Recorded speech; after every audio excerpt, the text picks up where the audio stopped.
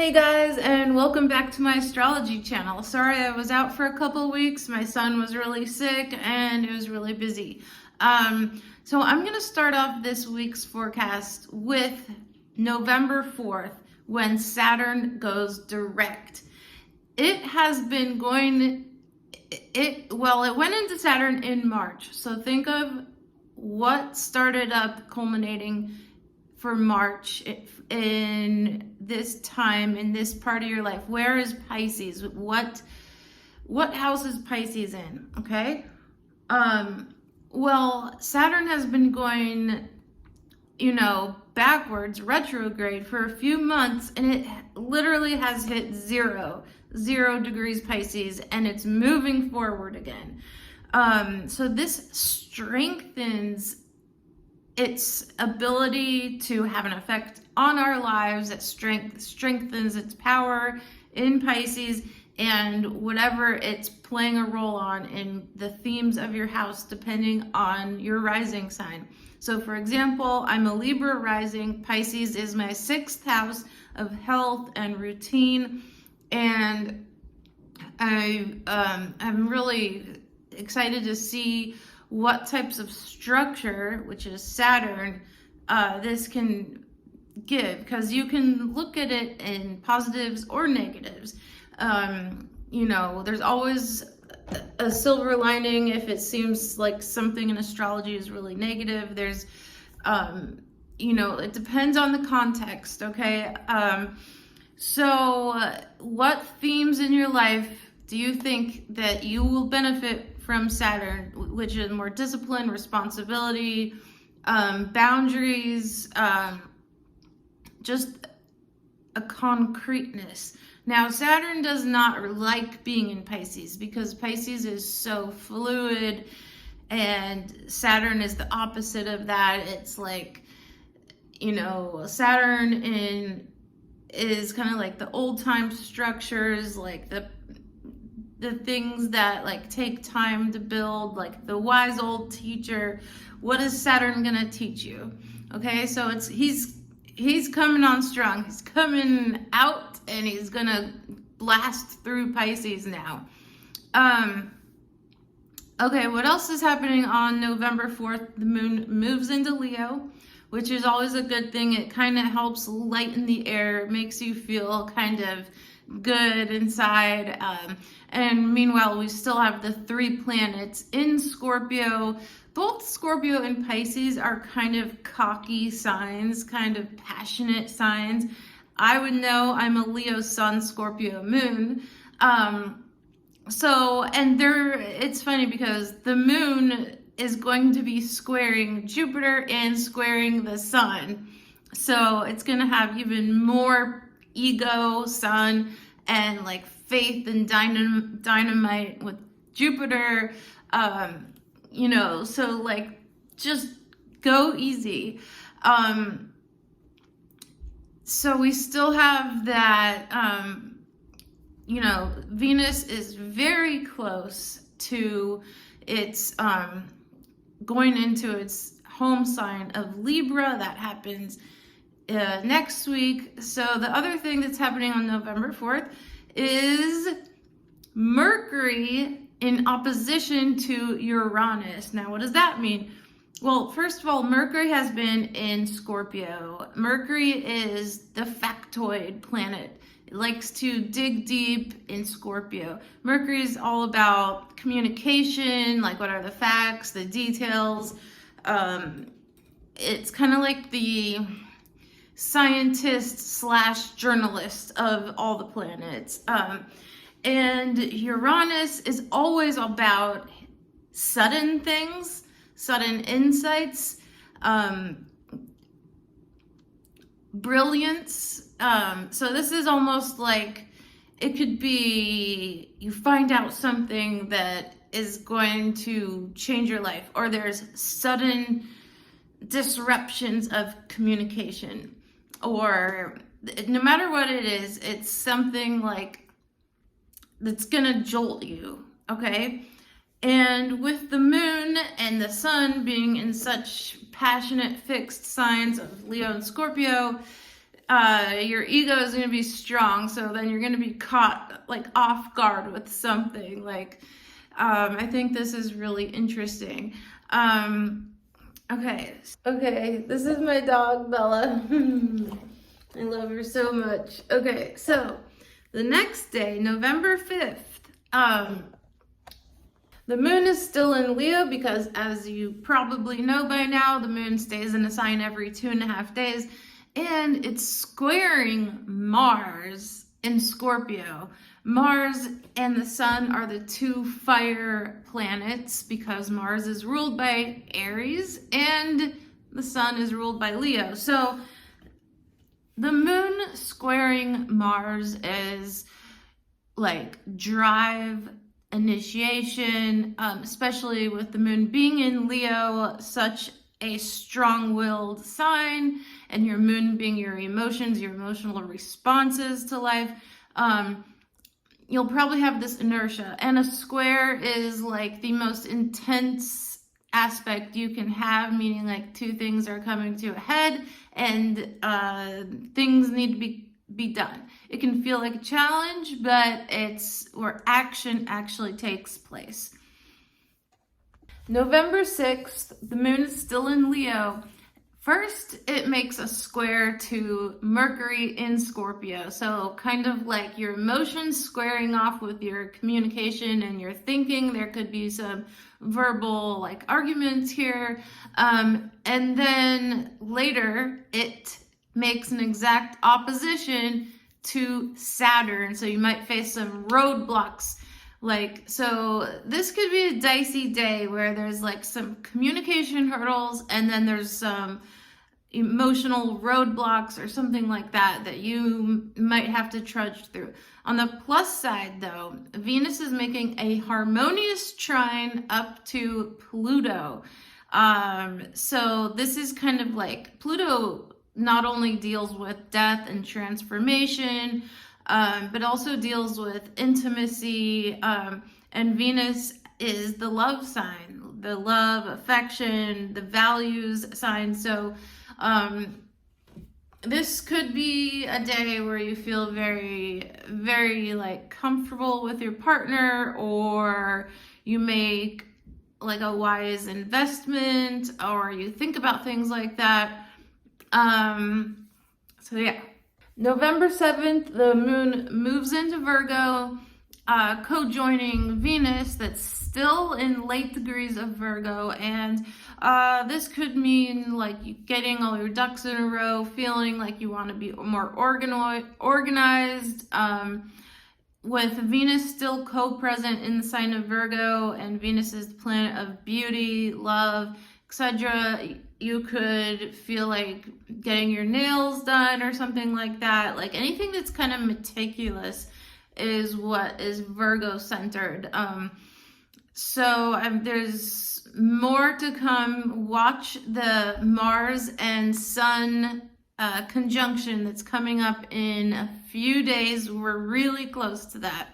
On November 8th is a big day. All astrologers are excited about it because Venus moves into Libra, its home sign.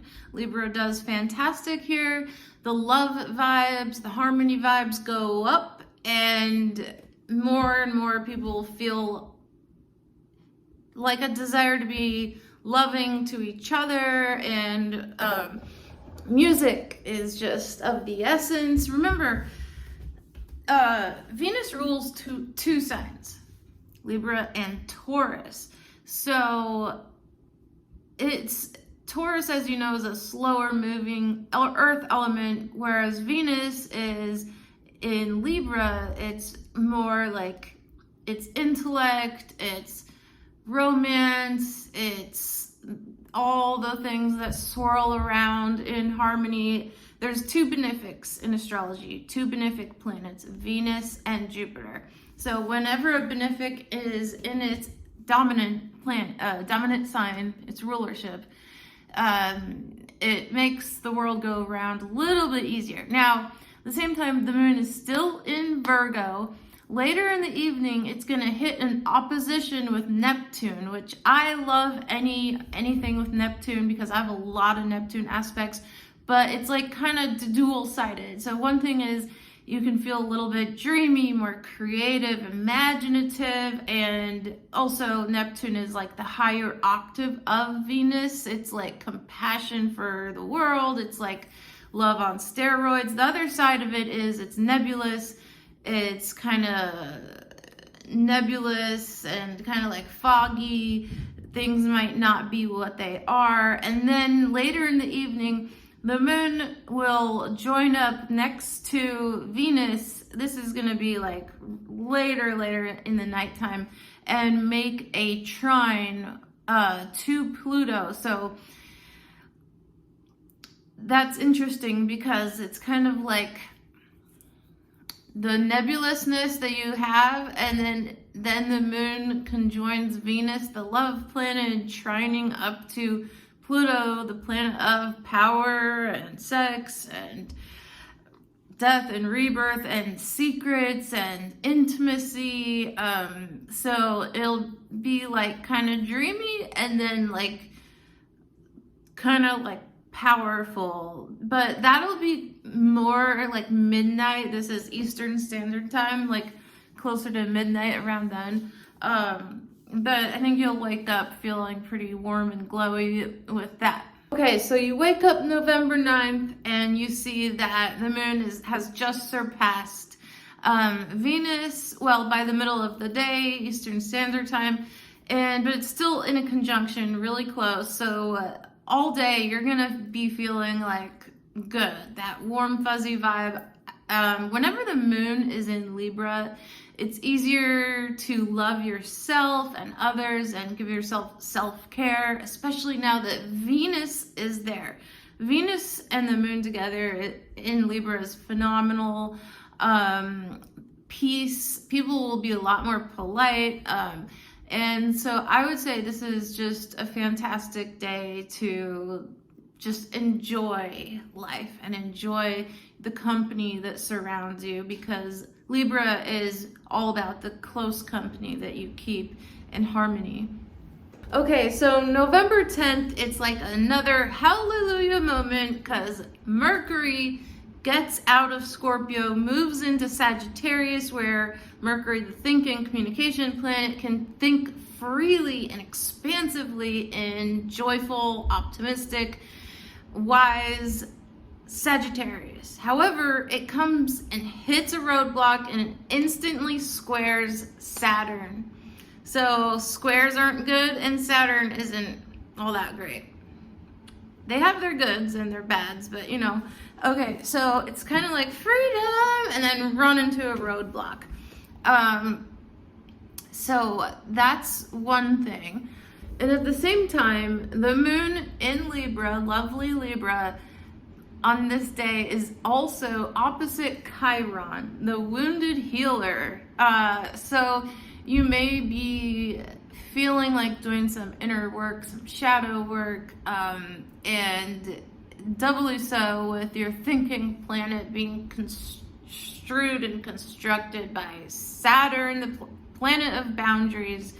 But use this to your advantage to just kind of work on yourself and your relationships, because if the moon is in Libra, that's all about like your emotional investment into your relationships, and how they affect yourself, etc. So let's see what we have for the next day. It's a little dicey as well. So we have the fact that Uranus and Mars come to an exact opposition.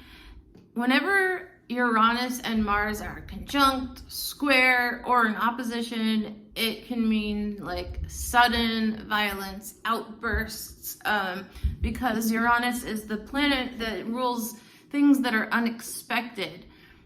And Mars is the planet of war. And so it could just be like things suddenly change and you're just like, what? And also, later in the day, the moon goes from Libra to Scorpio. If you see there, it's at 29 degrees Libra. That's at noon. It'll be in Scorpio like by 1 or 2 p.m.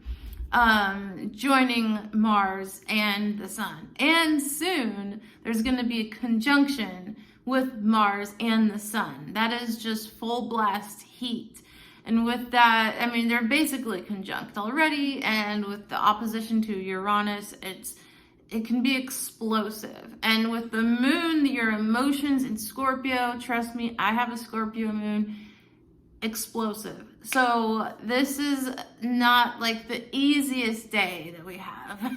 I would say November, from looking at it, is like up and down, up and down. Okay, so November 12th, we still have the Mars-Uranus opposition. What good can come of this? This can mean like you need to do some changes in your life, and suddenly. Like, because Mars is a cardinal planet. It's very changeable, it's fiery, it's impulsive, and Uranus is too, in a different way, but sometimes it can come in forms of like bright new eureka ideas. Then there's a light at the end of the tunnel here, because the moon, as it's making its way through Scorpio, it's going to, on this day, go in opposition with Jupiter. Anytime that you have a benefic in any aspect with a planet, it's good. I mean, there can be some challenges with the squares and the oppositions, but for the most part, it's kind of like the moon is casting its light towards Jupiter, or Jupiter is casting its frequencies towards the moon, vice versa, you know. And Jupiter is a benefic planet, and that can shed some light on and give you some like truths on like what this energy upheaval is all about. So the day before, when the initial, you know, Mars-Uranus opposition aspect happens, it's just like, bam, oh my gosh, what the hell? And then the next day, it's still going on, but there's a glimmer of hope of like, okay, well, maybe this is good. Maybe this is the change that I need.